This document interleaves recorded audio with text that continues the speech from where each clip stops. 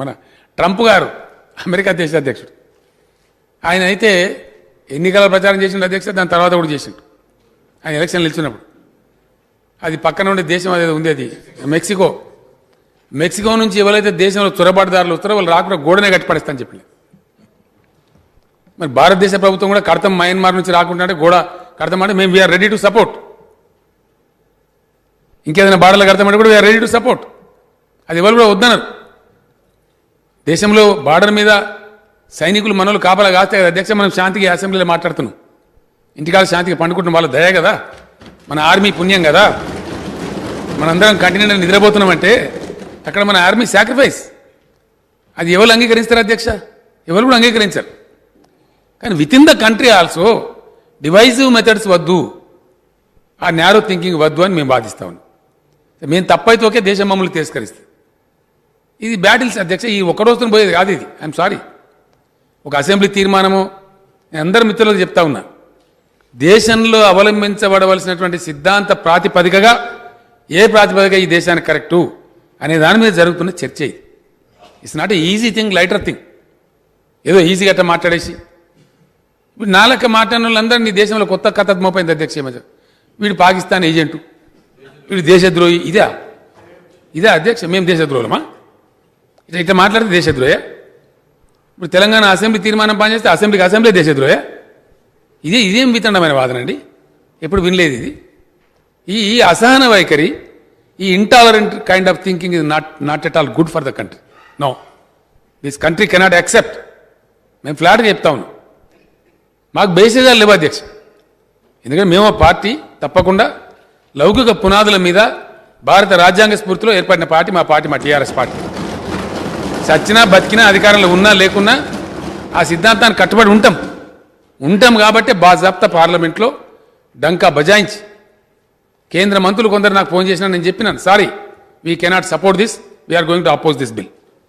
మా పాలసీ మాది, డెఫినెట్గా మా పాలసీ మాకుంటుంది. సమాజం హర్షిస్తుందా, ఏం చేస్తుంది చూద్దాం. మేము గత ఎన్నికల్లో చెప్పినాం, అంతకు ముందు ఎన్నికల్లో చెప్పినాం, తదనంతరం చెప్పినాం. మరి మాకు ప్రజా మద్దతు లభిస్తూ ఉంది, ప్రజలు ఆమోదిస్తూ ఉన్నారు మేము చెప్పే సిద్ధాంతాన్ని. అధ్యక్ష, ఇది nothing new of it's kind. ఈ వివరాలు కూడా తెలియాలి, ప్రజలకు తెలియాలి. ముఖ్యంగా యువ కార్యకర్తలకు, యువ నాయకులకు, మా యువ శాసనసభ్యులతో పాటు, గౌరవ సభ్యులతో పాటు దేశ ప్రజలకు, రాష్ట్ర ప్రజలకు కూడా తెలియాల్సిన అవసరం ఉంది. ఇది ఆషామాషి కాదు అధ్యక్ష, అంత ఈజీ కాదు. ఇది సిటిజన్షిప్ అమెండ్మెంట్ యాక్ట్ సార్. గౌరవనీయులు మాజీ ప్రధానమంత్రి స్వర్గీయ అటల్ బిహారీ వాజ్పేయి గారు ఎన్డీఏ ప్రభుత్వానికి నేతృత్వం వహిస్తూ ప్రధానమంత్రి ఉన్న టైంలో ఈ విషయంపై కార్గిల్ యుద్ధం తర్వాత అనుకుంటా, బహుశా 2003లో ఎల్కే అద్వానీ గారు అప్పుడు హోమ్ మినిస్టర్గా ఉంటే వారి ఆధ్వర్యంలో కమిటీ వేసిన. ఆ కమిటీ చాలా చర్చలు చేసి కొన్ని అమెండ్మెంట్ చెప్పినారు అధ్యక్ష. అమెండ్మెంట్స్ ఉన్నాయి ఇక్కడ. అది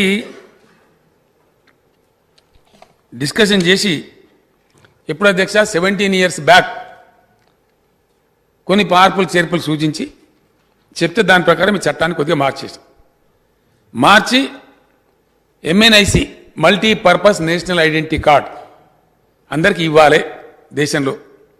దానికోసం అవలంబించిన పద్ధతి ఏందో అవలంబించాలని పెట్టినారు అధ్యక్ష.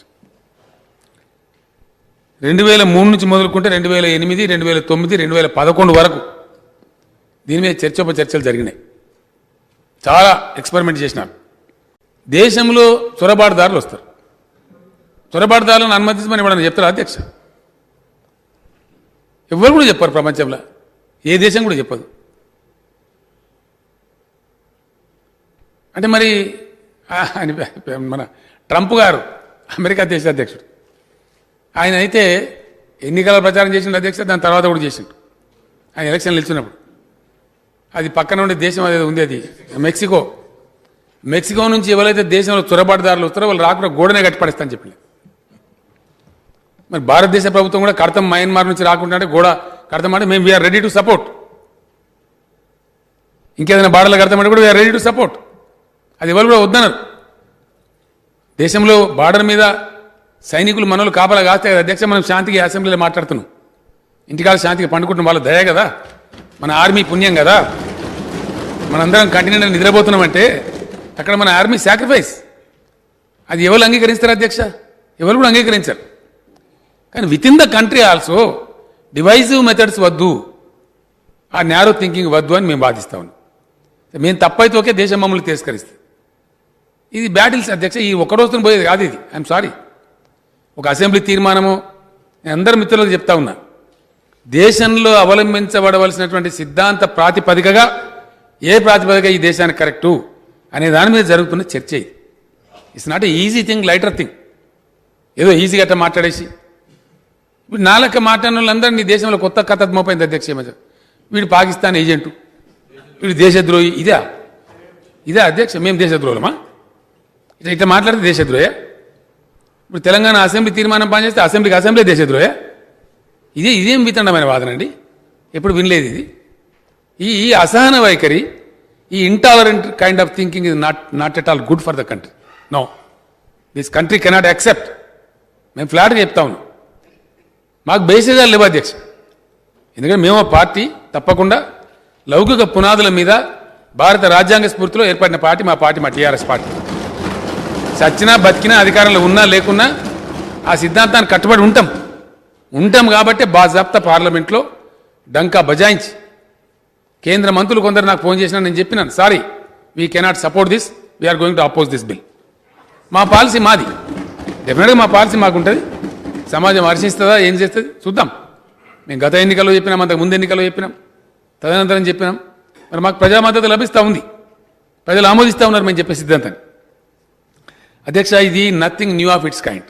ఈ వివరాలు కూడా తెలియాలి, ప్రజలకు తెలియాలి. ముఖ్యంగా యువ కార్యకర్తలకు, యువ నాయకులకు, మా యువ శాసనసభ్యులతో పాటు, గౌరవ సభ్యులతో పాటు దేశ ప్రజలకు, రాష్ట్ర ప్రజలకు కూడా తెలియాల్సిన అవసరం ఉంది. ఇది ఆషామాషి కాదు అధ్యక్ష, అంత ఈజీ కాదు. ఇది citizenship amendment act sir.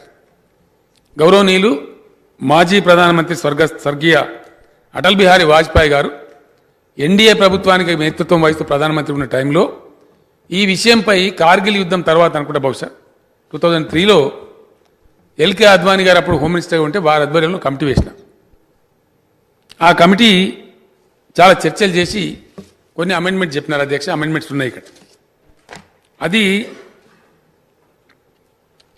Discussion చేసి ఎప్పుడు అధ్యక్ష 17 years బ్యాక్ కొన్ని చేర్పులు సూచించి చెప్తే దాని ప్రకారం ఈ చట్టాన్ని కొద్దిగా మార్చి ఎంఎన్ఐసి మల్టీపర్పస్ నేషనల్ ఐడెంటిటీ కార్డ్ అందరికీ ఇవ్వాలి దేశంలో. దానికోసం అవలంబించిన పద్ధతి ఏందో అవలంబించాలని పెట్టినారు అధ్యక్ష. 2003 నుంచి మొదలుకుంటే 2008, 2009, 2011 వరకు దీని మీద చర్చలు జరిగినాయి. చాలా ఎక్స్పెరిమెంట్ చేసినారు. 4,800 కోట్ల రూపాయలు ప్రభుత్వ ఉద్యోగులకు, పెన్షన్దారులకు. Speaker sir, I'm not yielding. శాసనసభ వ్యవహారాల మంత్రిగా వారు పనిచేసిన అనుభవం ఉంది హరీష్ రావు గారికి. శాసనసభ వ్యవహారాల మంత్రిగా సభానాయకుడు నిలబడి మాట్లాడుతున్నప్పుడు కనీస గౌరవం కానీ పాటించాల్సిన బాధ్యత వారి మీద ఉన్నది. కాబట్టి ప్రభుత్వ ఉద్యోగులకు, పెన్షన్దారులకు ఈ నెల 1వ తారీఖు నాడు మేము జీత భత్యాలు వాళ్ళ ఖాతాలో వేసినాం అధ్యక్ష. కనీసం ఈ విషయమైనా వారు అభినందిస్తారేమని మేము ఆలోచన చేసినాం అధ్యక్ష. అయినా వాళ్ళకి మనసు రాలేదు అధ్యక్ష. ఎందుకంటే ప్రజాస్వామిక పరిపాలననే వాళ్ళకు నచ్చదు. కాబట్టి వాళ్లకు అభినందించాలన్న ఆలోచననే రాలేదు అధ్యక్ష. అదేవిధంగా పదే రైతు బంధు గురించి, రైతు బంధు పడలేదని, రైతులను నిజంగానే వీళ్ళు రాజులను చేసినట్టుగా ఇట్లాంటి మాటలతో ఇంకా భ్రమలు పెట్టాలనే ప్రయత్నం చేస్తున్నారు అధ్యక్ష. ఈరోజు నేను మీకు గుర్తు చేయదలుచుకున్నా అధ్యక్ష, మీ ద్వారా వాళ్ళకు కూడా గుర్తు చేయదలుచుకున్నా. ఆర్థిక మంత్రి అక్కడనే ఉన్నాడు, లెక్కలు ఇక్కడనే ఉన్నాయి. ఈ లెక్కలన్నీ నేను చెప్తాను, కాదంటే వారి అవకాశం వచ్చినప్పుడు మీ అనుమతితో వారిని మాట్లాడమన్నారు అధ్యక్ష. రైతు బంధు ఇంకా వేయలేదు, ఎక్కడ పోయింది ప్రభుత్వం అని చెప్పిండ్రు కదా, పదే మాట్లాడుతున్నారు అధ్యక్ష. 2018-19 యాసంగి రైతు బంధు 20-10-2018 నాడు మొదలుపెట్టి 30-3-2019 5 నెలలు పట్టింది అధ్యక్ష. 2018-19లో యాసంగి పంట రైతు బంధు డిసెంబర్ 10 నెలల మొదలు పెడితే 19లో మార్చి 30 తారీఖు వరకు వేసింది అధ్యక్ష. 5 నెలలు పట్టింది వాళ్ళకు 2018-19లో రైతు బంధు వేయడానికి. వస్తున్న ఎలక్షన్ ఇయరే కాదు, ఆ తర్వాత సంవత్సరాలు కూడా ఉన్నాయి, తొందర ఎందుకు. 19-20లో యాసంగి 28-1-2020 నాడు మొదలుపెట్టి 23-10-2020 9 నెలలు పట్టింది అధ్యక్ష. ఒక్క యాసంగి పంటకు రైతు బంధు వేయడానికి 9 నెలలు ఆనాటి ప్రభుత్వం తీసుకున్నది అధ్యక్ష. వీళ్ళ చరిత్ర ఇక మీ కరోనా వచ్చిందో ఇంకా మీ కర్మ కాలిందో నేనేం చెప్తా కానీ 2020-21 అధ్యక్ష 25-12-2020 నాడు మొదలుపెట్టి 22-4-2021 4 నెలలు పట్టింది అధ్యక్ష. 2020-21 సంవత్సరంలో యాసంగి పంట.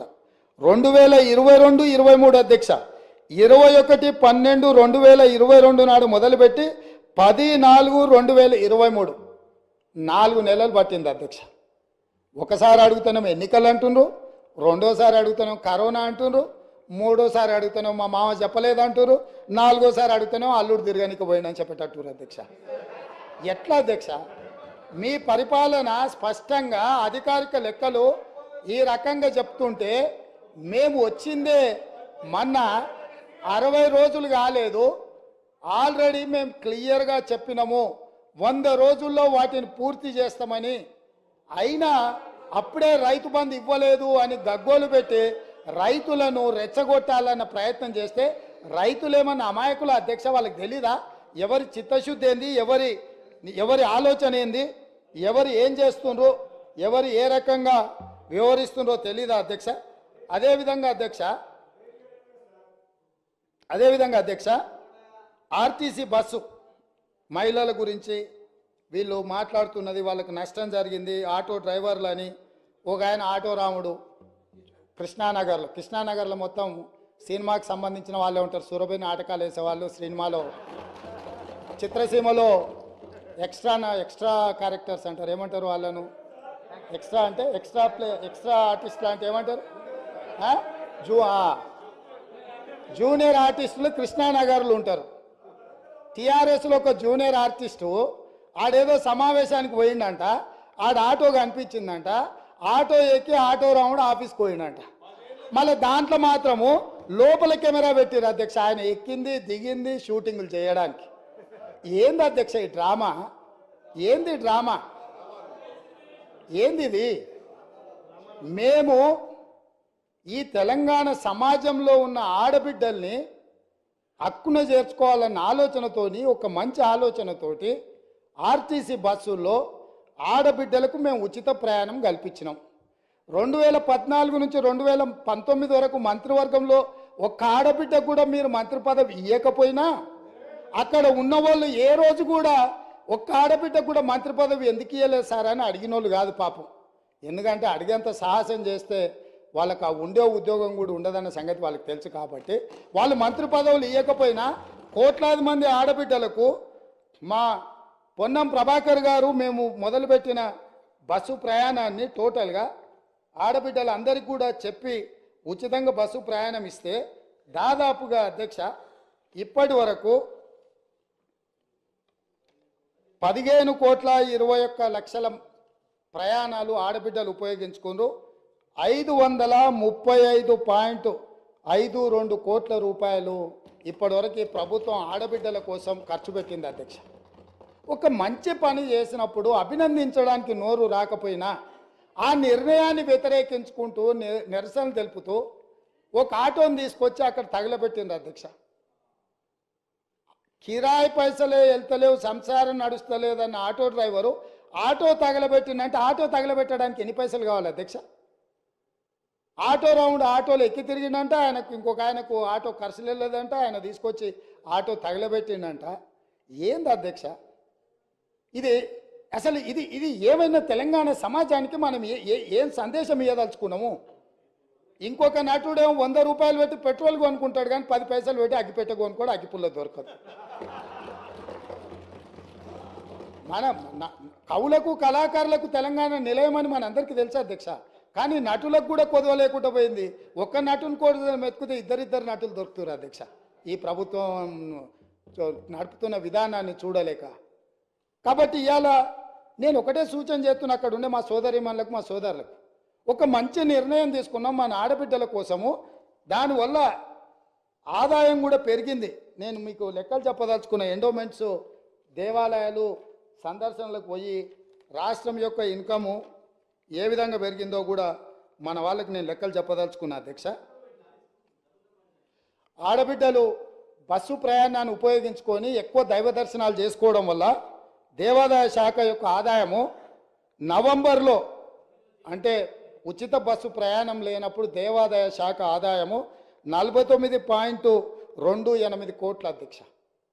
అదేవిధంగా డిసెంబర్లో మేము ఉచిత బస్సు ప్రయాణం మొదలుపెట్టినాక ఆడబిడ్డలు కుటుంబ సభ్యులతోని యాదగిరిగుట్టనో లేకపోతే జోగులాంబనో లేకపోతే ఇతర దేవాలయాలు భద్రాచలంలో రాములవారినో ఇట్లా వివిధ దేవాలయాలను సందర్శించుకోవడం వల్ల డిసెంబర్ నెల ఆదాయము 93.24 కోట్ల రూపాయల అధ్యక్ష. జనవరి ఆదాయము 68.69 కోట్ల అధ్యక్ష. అంటే ఈరోజు ఆడబిడ్డలకు బస్సులో ఉచిత ప్రయాణం కల్పించడం వల్ల ఆడబిడ్డలు చాలా కాలం నుంచి కుటుంబ సభ్యులతో దైవ దర్శనం చేసుకోవాలన్న ఆలోచన ఉండి అవకాశం రాక ఆర్థిక పరిస్థితి అనుకూలించక ఇవాళ మా ప్రభుత్వము ఆడబిడ్డలకు ఉచిత బస్సు రవాణా సౌకర్యాన్ని కల్పిస్తే దైవ దర్శనం వల్ల దేవాదాయ శాఖకు ఆదాయం పెరిగింది అధ్యక్ష. ఇది ఒక మంచి శుభసూచకం. దీన్నైనా వారు అభినందిస్తే బాగుంటుందని నేను అనుకున్నా. వారు అభినందించలేకపోయారు అధ్యక్ష. అదేవిధంగా అధ్యక్ష, ఉద్యోగాలు పదే పదే మీరు 2 లక్షల ఉద్యోగాలు ఇస్తా అన్నారు. ఎక్కడ పోయినా మీరు 2 లక్షల ఉద్యోగాలు? అసలు తెల్లారేయాలి కదా అధ్యక్ష. మీ ఉద్యోగాలు పోయిన దుఃఖంలో మీరున్నారేమో కానీ నిరుద్యోగ యువకులు ఆ దుఃఖంలో లేరు అధ్యక్ష.